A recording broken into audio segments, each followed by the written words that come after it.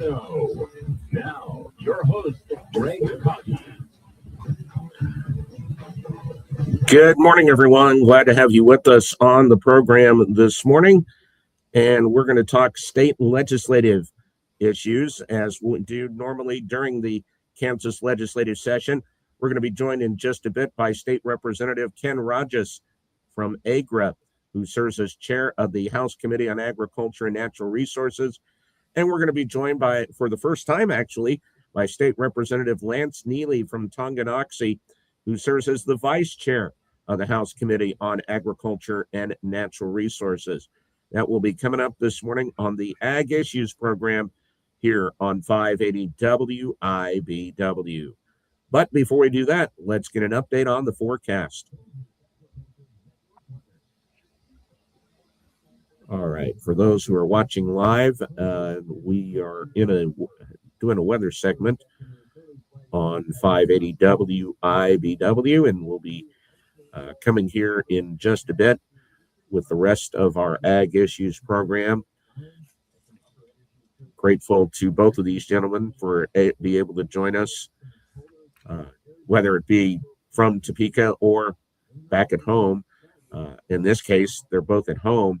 So as the session will start to go, just to update people, we try to do this on a monthly basis throughout the Kansas legislative session, which got underway earlier this week after the governor's State of the State address.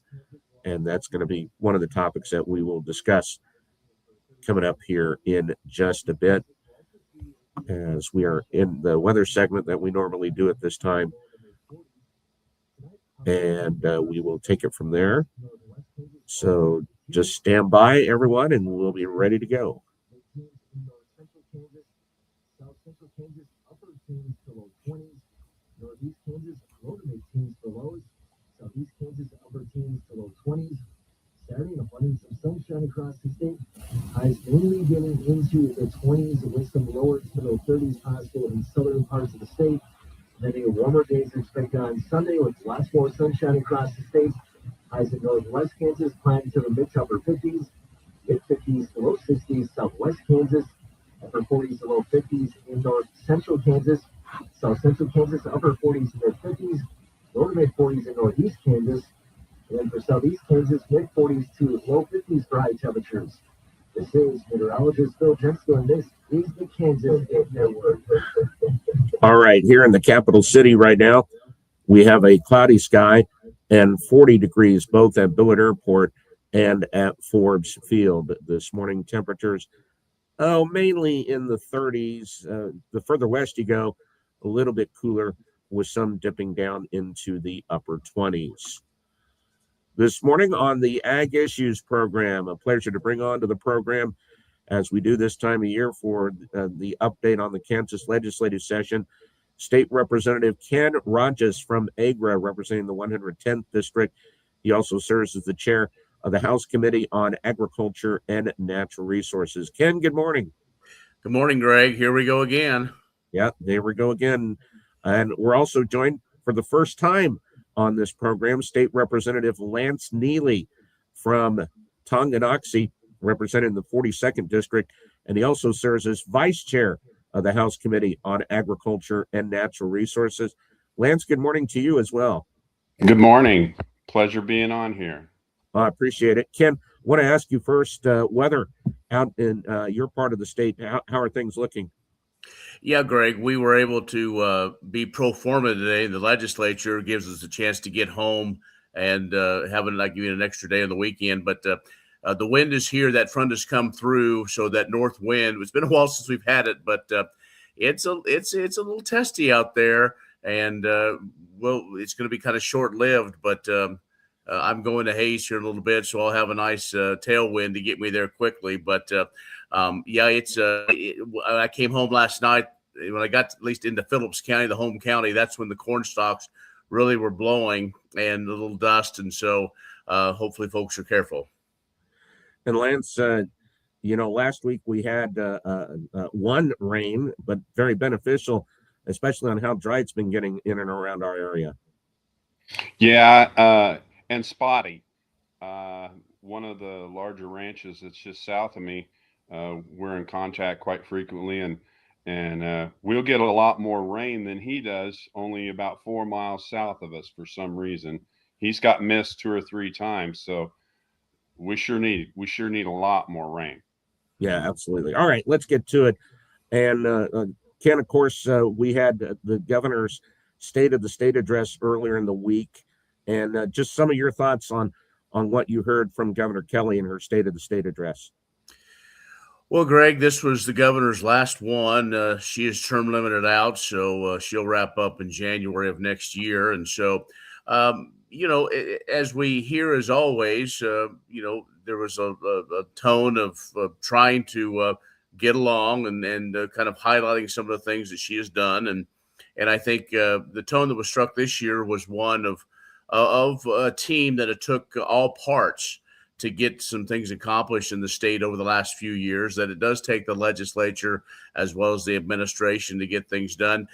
There weren't a whole lot of proposals of new spins. There were a few things that she wants to do, but as far as agriculture, the one thing that is nice, once again, she talked about water and the need for all of us working together for a long-term solution to water. And I think that's been one of my passions in the 11 years now that I've served in the House. So we're continuing, and we were able to get the Water Task Force started, and Representative Minix and Senator Titus are leading that charge. And so I think we're going to get there. And so those things, along with just the general overall economic opportunities, were some of the things that I took away. And she did talk about, that Kansas is a little different than what we're seeing in D.C., and that we hope that we continue to keep those Kansas values as we deal with those tough issues that affect all of us here on a daily basis. And Lance, you talk about water issues, or Ken talked about water issues. Obviously, some different needs depending on where you're at in the state of what you feel like is needed for in and around the Tonganoxie area versus further out west where Ken and Representative Minix are. Yeah, the water issue, of course, has been a lot more of a head in the western part of the state, but we have had issues, and there's a lot of areas here in my area that are in a drought area and are still having problems, and some of them are 4 inches or more below the year. So there's a lot of problems still with the water, and I'm an avid fisherman, and I need my ponds fixed up and filled up so that I have a place to fish, because they're getting really, really low. Yeah, absolutely. Ken, how do you see the water issues being looked at both in Chairman Minix's committee and overall on what we expect to see? Right. I understand that in the Senate next week, the Senate Ag Committee will be going through their budgetary process, dealing with the Department of Agriculture, and I believe some water issues as well that we handle it. I know Representative Minix has done yeoman's work over the last few years in his education process with legislators all over the state that make up that water committee. I think what you're going to find is tying up some loose ends and some smaller things with well drillers and some other situations that'll be handled in that committee. And we'll continue to look and have those discussions of the overall plan. I know, and I also serve on the House Natural Resource Budget Committee. And next week, there's going to be a lot of focus on water. The Water Authority will make their annual trek to talk with legislators and be in front of our committee, the Water Office, and just kind of get that general overall view. And I think, and that's why I wanted to bring, make sure Representative Neelly was on with us, because to show that from the east to the west, we all need water. And I've been one to say that water is life. Without water, we're all dust. We could talk about all the other issues in the world. And not only, it's more than just irrigation here in the state of Kansas. We focus an awful lot on that, and our irrigators have done a great job in really looking at conservation practices, and a lot of folks have gone in, but we also want to make sure that our municipalities, our growing communities, our industrial folks, and in general overall folks have good quality water. So there's still a myriad of issues, and I think those continue in those conversations that we have even in the hallway, Greg, are going to get to that point. Now, the task force will meet again once the session is over and then come up with those recommendations. And as the governor said in her State of the State on Tuesday night, is that we're all continue to look for a long-term funding source. And I think we all have different ideas. And so it's going to be interesting what comes out of that. But I think as you overall look at the overall budget, you know, the appetite for a tax is probably not there. We just really finally seen the implementation of no sales tax from a state standpoint on food, and we already had this week a legislator from the Wichita area introduced a bill that cities might be able to get, you know, that also reduce and eliminate sales tax on food locally. So, you know, there's the appetite for a tax of some sort.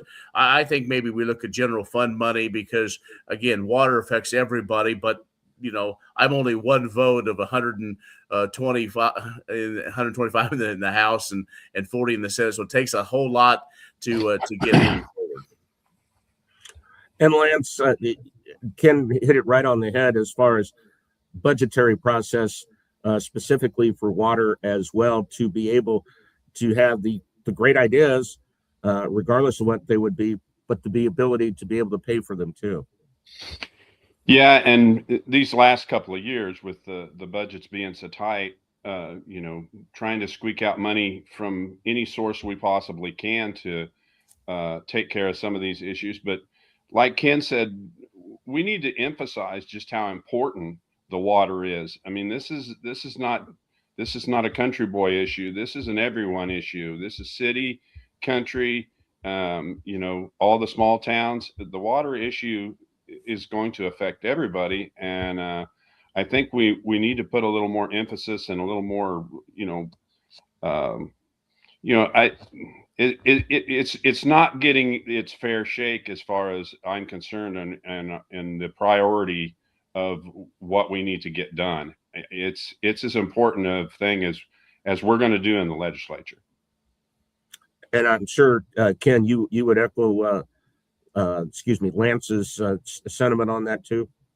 Oh, absolutely. I think, you know, we bog ourselves down with a lot of issues, and everybody has an important issue. But, you know, Greg, we're looking at having to continue to have that discussion about the movement of the Chiefs on the Kansas side.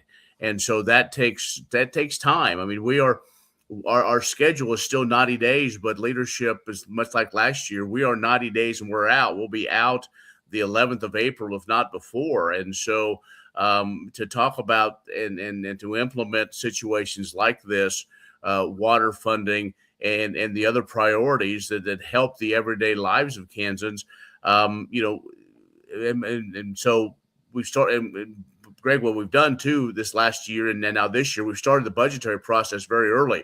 Committees met before Christmas and to start that process. And we are already, as we say, reporting out of budgets. What that means is once the subcommittees get their work done, the full appropriations, we had a full day yesterday going through a bunch of these smaller fee-funded budgets, but we are right at it. I mean, we are moving and grooving and trying to get this budget done very quickly. And so we want to make sure, though, that we are deliberate and we don't just run through things, and that we have a good understanding of the true needs of Kansas.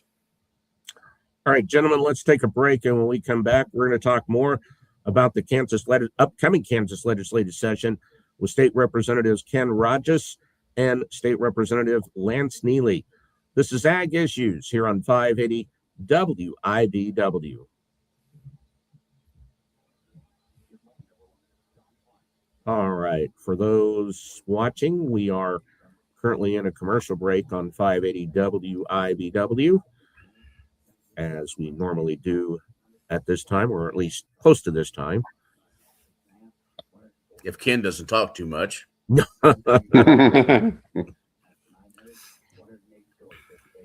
Jokingly, I'll say you're not an agronomist, or you're not scientifically based.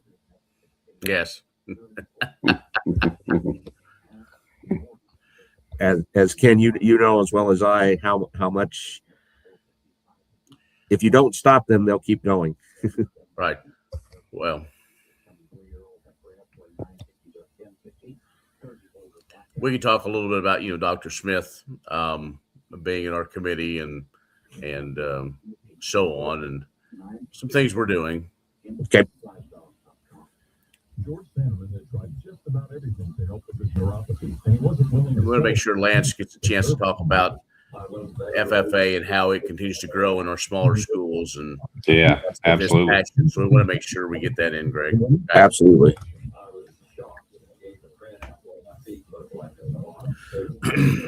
After a few weeks on the program, George is getting his feedback and his life back thanks to Kansas Regenerative Medicine Center. They really been helpful. And it was. I'm Ed Evans, CEO of Consumer Cellular. No, we're not one of the big guys. Truth is, we don't want to be. If you're over 50, Big Wireless probably has you paying for more data than you might need. You could be throwing away thousands over a lifetime. Our entry-level data plans start at just $20 a month, and for a limited time, switch and get your second month free. Call 1-888-FREEDOM, visit consumercellular.com or a store near you and get your second month free today. Plans include $5 credit for auto-paying evenly. See site for additional details. This is a special alert to all Americans who own a vehicle with less than 200,000 miles with an auto warranty about to expire or with no warranty coverage at all. Due to a decline in the economy, CarShield is announcing a low-cost, month-to-month vehicle protection plan that is now available to the public to save any driver out-of-pocket expenses on future auto repairs. Call now to find out how you can pay almost nothing for covered auto repairs. Yes, you heard that correctly. Pay almost nothing for covered auto repairs. An open phone line has been established for all drivers to call for a free quick quote. Call 800-478-6430 now. Drivers who are covered will not have to pay for covered repairs again. This protection plan is at an all-time low. Additionally, drivers who activate this vehicle protection today will also receive free roadside assistance, free towing, and car rental options at no additional cost. Call us for your free quick quote today. 800-478-6430. That's 800-478-6430. What do you have to lose? Call 800-478-6430. Again, 800-478-6430. This is Ag Issues with Greg Okagi.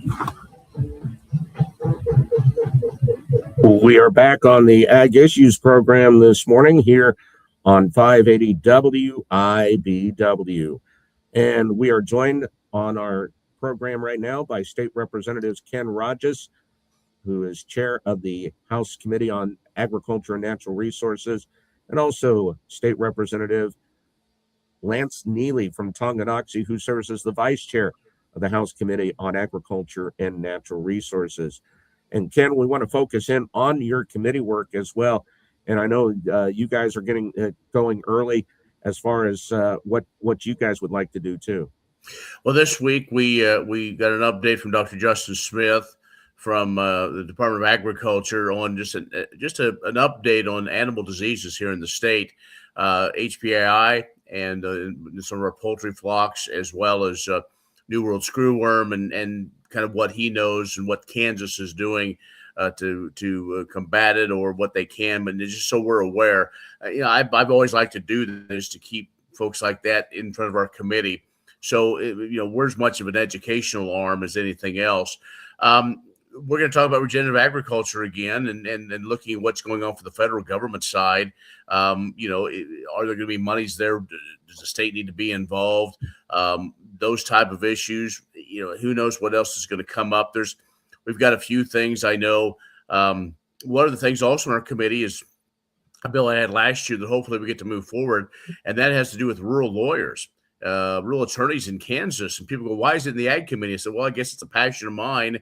And the Judiciary Committees have so much going on, but it's critically important that folks have somebody there that can help them with the things they have to do. And many of our communities, it's not just a Western Kansas thing.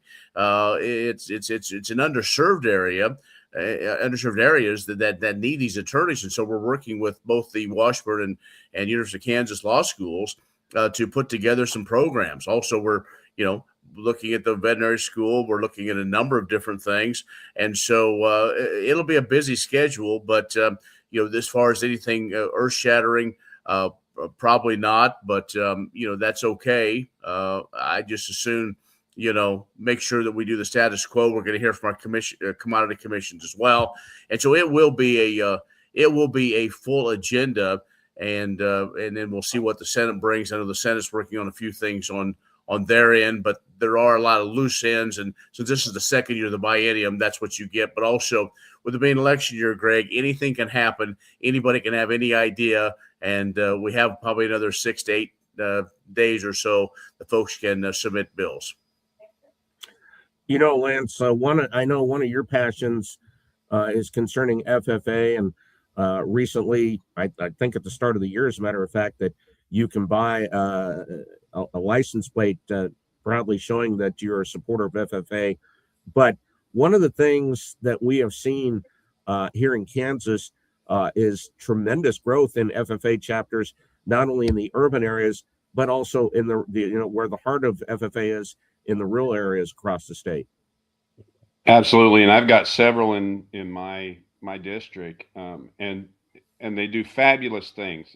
They really will give you hope for the future of agriculture. Going to some of the meetings and seeing some of the things they do, the kids are great. Here in Kansas, we're almost up to 14,000 members in the FFA. There's over 300 educators, and I think that's a really low number, because those are what they're calling educators. There are so many people helping with the FFA.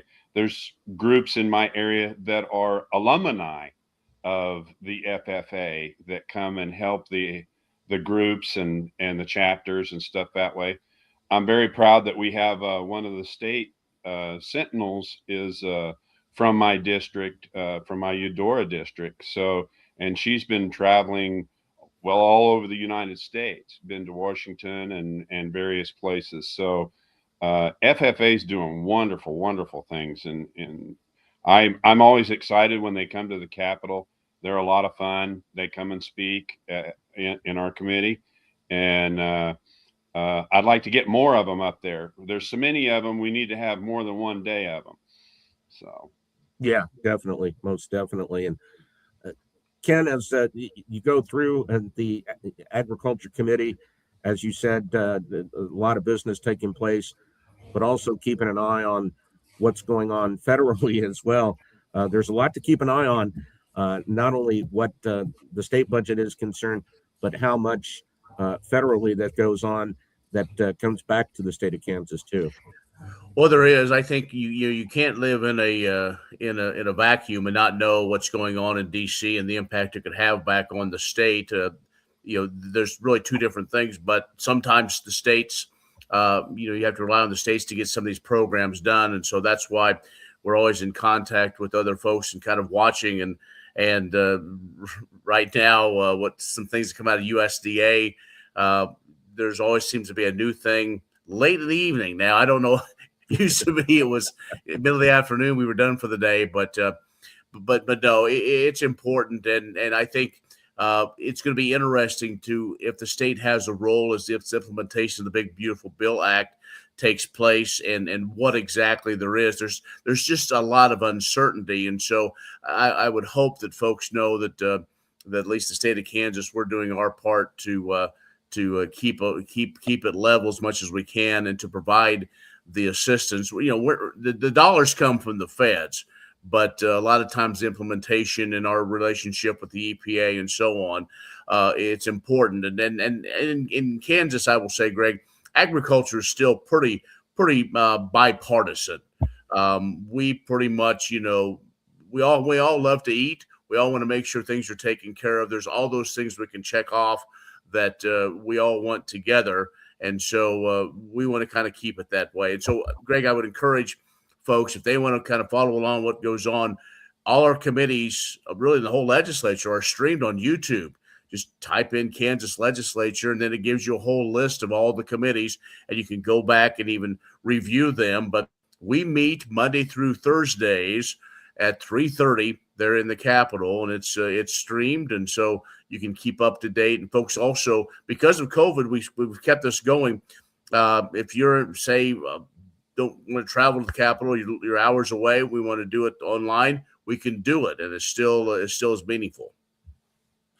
Lance, I'll let you have the last word too. Is that so much is taking place, and like you mentioned, you'd love to have more FFA members there. You'd love to have many more of your constituents that would come by as well to see the inner workings here in Topeka.